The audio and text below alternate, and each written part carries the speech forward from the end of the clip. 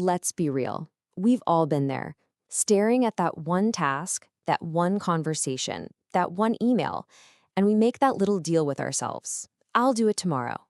It feels harmless, right? Like we're just delaying something small. But here's the thing. What if we're actually paying a much higher price for that procrastination than we even realize? Just think about it for a second. That one email sitting in your drafts, you know the one I'm talking about. The awkward one, hitting send just feels, so uncomfortable right now. So you tell yourself you'll get to it later. But later has a funny way of never showing up, doesn't it? Or hey, maybe for you it's a conversation. A tough one that absolutely needs to happen.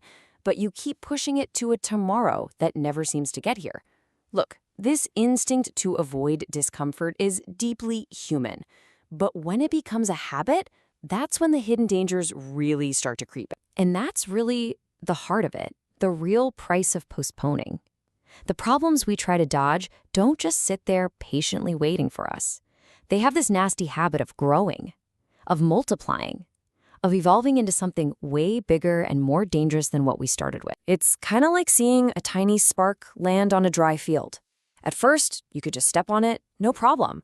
But if you ignore it, if you just walk away, what could have been a super small, easy adjustment, well, you might turn around to find a full-blown inferno. So, what does that inferno actually look like in our work, in our teams?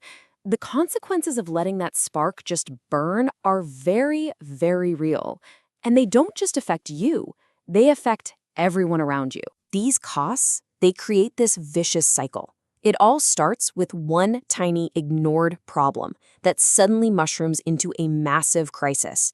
As soon as that happens, the external costs start piling up.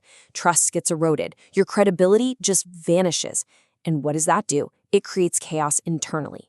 All your best-laid plans are broken, and the whole team is to stop doing productive, forward-thinking work and instead just start fixing things. And this is how you create that classic workplace character that, let's be honest, nobody wants. The office firefighter. You know exactly who I'm talking about. The person, or maybe it's the whole team, who has to drop everything to go put out a blaze that, frankly, should never have even started.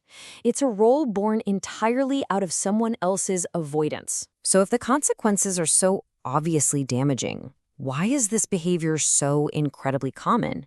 It feels like a total paradox. Well, the answer isn't some moral failing. It's that our brains are often wired to choose the short-term comfort of just waiting. See, our brains are basically prediction machines. They love routine, they love knowing what's coming, and a difficult conversation is the exact opposite of that. We're also just wired to avoid conflict, to keep the social peace. So we tell ourselves that little lie, now just isn't the right time. And we trick ourselves into this false sense of calm, all while the real problem is quietly growing in the background. This all leads to this powerful, kind of ironic paradox, captured perfectly by David Joseph Schwartz. He said, "To combat fear, act. To increase fear, wait, put off, postpone." Think about that for a second. We wait because we're afraid of the outcome. But the act of waiting itself only makes the fear grow. The only true antidote to that fear is action. So, if action is the antidote, how do we force ourselves to act when our brain is screaming at us to wait? It's not about willpower alone. It's about having a practical playbook to break the habit and reclaim control. And this playbook is really a 4-part mental shift. First, eat the frog. You know the saying. Tackle that one uncomfortable thing first thing in the morning, and the rest of your day will feel easy by comparison. Second, you have to mentally time travel. Ask yourself honestly, how much worse does this problem get in a week or a month? Third, depersonalize it. Frame the issue as us versus the problem, not me versus you. That changes the whole dynamic. And finally, you have to break the cycle for good by creating a culture where quick, decisive action is just the new normal. Understanding the why and how is one thing, but what do we need to remember in that critical moment when we're tempted to just put something off until later? Let's distill it all down to the absolute essentials. It really boils down to this. While putting things off is a natural human urge, professionally, it's a costly error.